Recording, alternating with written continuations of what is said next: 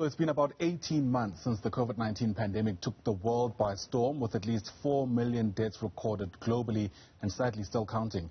Meanwhile, the development of the vaccine was completed in record time, and it's for this very reason, perhaps, that some people are quite hesitant to take the jab.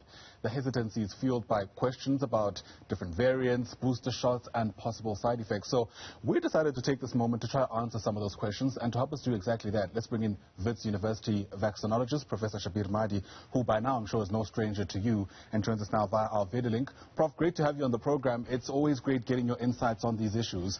So in my mind, there are two general groups, broad groups if you like, of people who don't want to take the vaccine. They are the so-called anti-vaxxers and people who are genuinely vaccine hesitant. How important is it for us to distinguish between these two people, or is that much of a muchness as we think of the solutions? I think it is important for us to distinguish between the two people, because the anti-vaxxers unfortunately are much more vociferous and much more likely to be spreading rumors and falsehoods about vaccines, which can be damaging. Whereas those that are hesitant, there's still opportunity to provide them with the necessary evidence to convince them that these vaccines are safe, that they're all about saving lives, and they're not there to harm people, if anything else. So I think it's important to distinguish between the two groups. And by the type of posts that are made in social media, you can very clearly discriminate as to who the anti-vaxxers are, because they're completely outrageous when it comes to their claims and the falsehoods that they peddle around vaccines, not just COVID-19 vaccines, but also many other vaccines. Yeah, depending on who you ask, the anti-vaxxers perhaps are just too far gone. I wonder whether you think it's worth the energy to try and, I guess, for lack of a better term, attack those people, as opposed to ensuring that those who are hesitant come on board.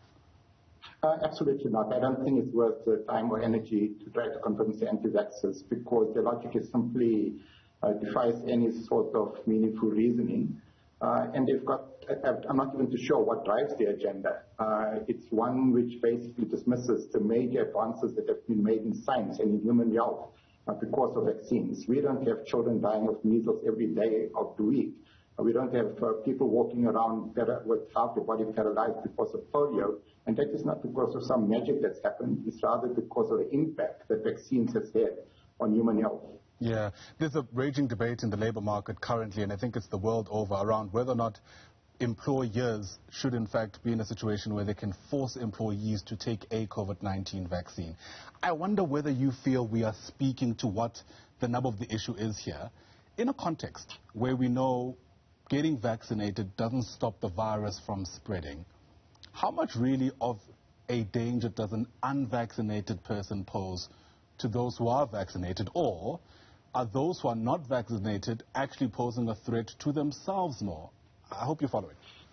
Yeah, certainly. So unfortunately, those that are not vaccinated who don't only take on the risk on their own, but rather also pose a risk to the rest of society. And the reason for that, it also poses a risk to other people that have been vaccinated, but who, because of their own health conditions, might not necessarily mount a good enough immune response to the vaccine, which will confer optimal protection.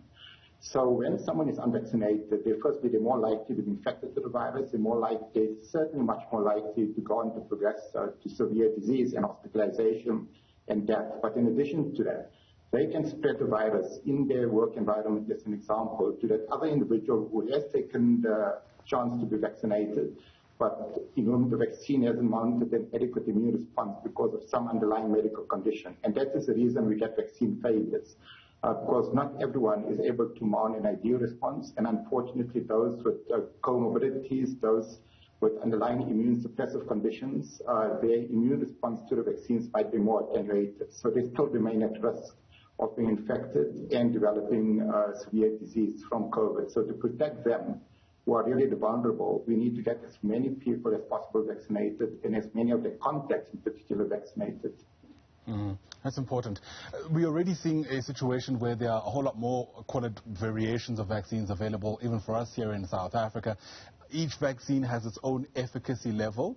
I wonder how much of a consideration that should be for people who do have the option of taking one vaccine versus the other.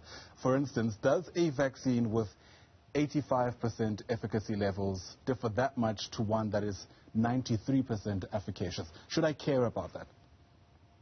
Well, it depends if you spoil for choice. If you spoil for choice, ideally you should go for a vaccine that is likely to confer the greatest amount of protection. But in South Africa, with 2 or even 3 vaccines, unfortunately, we're not spoiled for choice. And it's all about also what we're trying to protect against. So these vaccines converge when it comes to how effective they are against severe disease. As you mentioned, 85% or 90% or 92%, there is a difference, but not such a big difference. But that is against severe disease.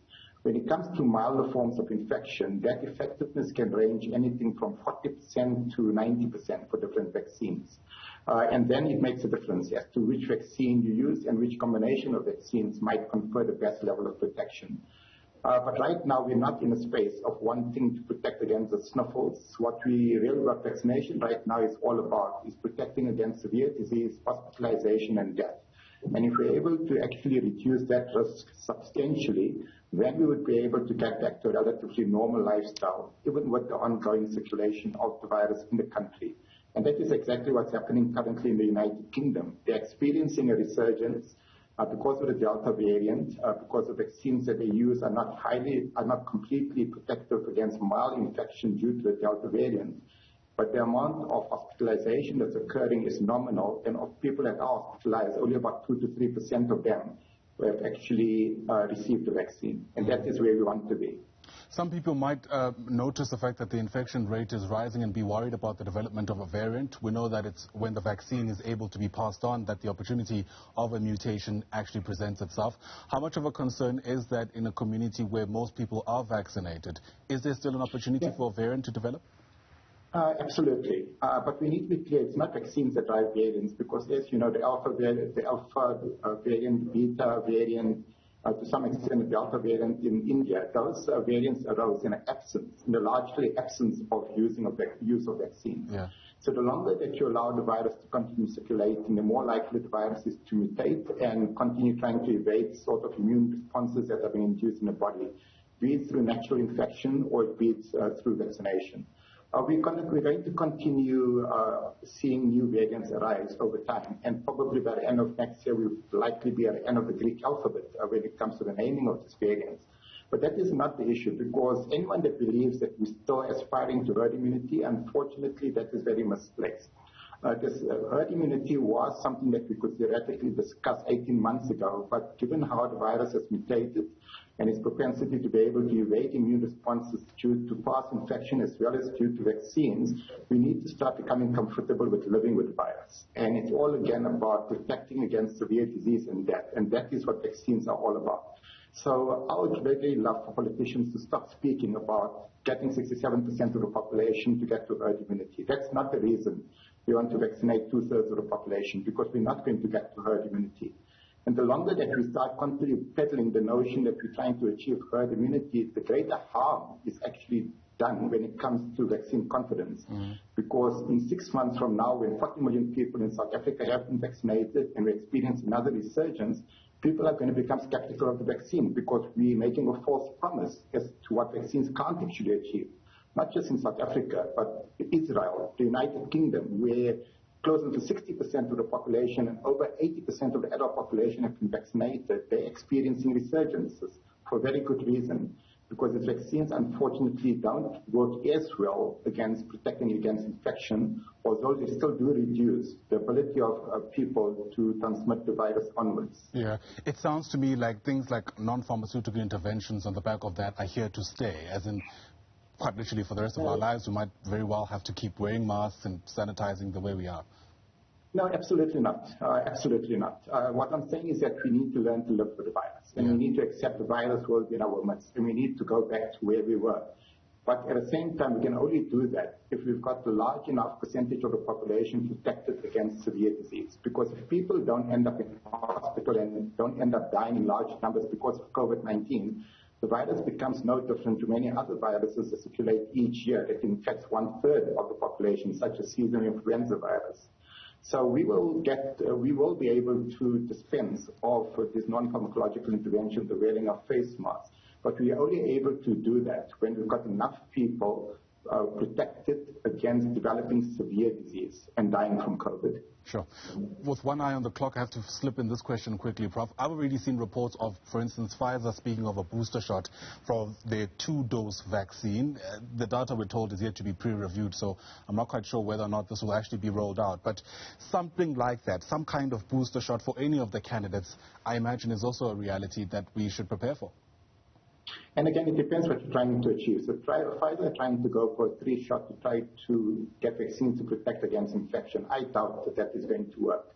To protect against severe disease, it might well be that high-risk individuals need to be revaccinated every 2 to 3 years because the modeling currently indicates that you would get waning of immunity. But whether that's true or not, we'll only be able to tell in 2 to 3 years after the vaccines have been used. So yes, repeat vaccination is very likely going to be required for some categories, but certainly not for the entire population each year for the next 5 to 10 years. A lot of food for thought. Professor Shabir Madhi, always great chatting to you, sir. Thanks very much indeed for your time. Professor Madhi is a vaccinologist with Wits University.